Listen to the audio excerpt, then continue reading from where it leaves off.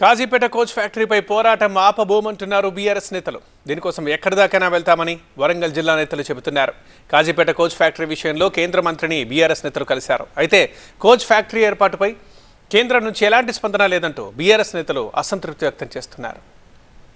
Coach ఫ్యాక్టరీపై కేంద్రం స్పష్టమైన ప్రకటన చేసి వెంటనే నిధులు మంజూరు చేయాలంటూ డిమాండ్ చేశారు మాజీ ఎమ్మెల్యే దాస్యం వినయ్ భాస్కర్. విభజన చట్టంలోని హామీల అమలులో కేంద్రం పక్షపాత ధోరణితో వ్యవహరిస్తోందని ఆరోపిస్తున్నారు ఆయన. కేవలం మాకు ప్రకటనలకే పరిమితం అవుతున్నారు. ఆ ఏపీకేమో మరి అక్కడ 11,000 కోట్లతో పాటు అక్కడ సౌత్ కోస్ట్ రైల్వే జోన్ను ఏర్పాటుకు మరి భవనాలు కూడా నిర్మాణం చేయటం మరి మాకు ఎంతో బాధ కలిగిస్తుంది.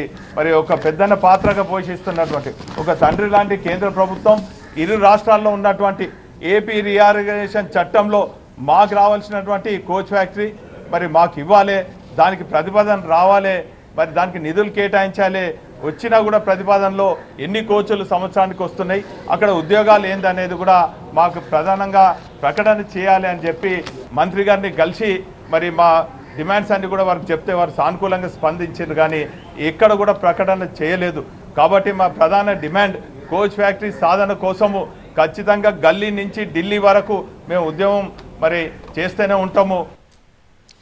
కోచ్ ఫ్యాక్టరీపై పార్లమెంట్లో నిలదీస్తామంటున్నారు బీఆర్ఎస్ ఎంపీ వద్దిరాజు రవిచంద్ర. ఫ్యాక్టరీపై ఆలోచన మాత్రమే ఉందని మంత్రి చెప్పడంపై ఆయన అసంతృప్తి వ్యక్తం చేశారు.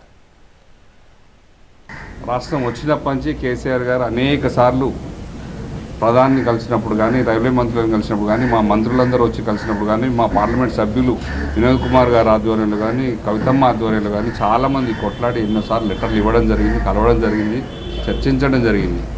కానీ దాని బదులు వ్యాగన్ రిపేరింగ్ సెంటర్ అని ఇంకోటి 3 పరికరాల తయారీ పరిశ్రమలు అని చెప్పేసి ఇవ్వడం జరుగుతుంది తప్ప, వినయన్న చెప్పినట్టు ఎవరైతే రైల్వే మంత్రి ఉంటారో వాళ్ళ రాష్ట్రాలకు మాత్రమే మేజర్గా ఇండస్ట్రీస్ తరలిపోతున్నాయి, కోచ్ ఫ్యాక్టరీలను అటు వెళ్ళిపోతున్నాయి.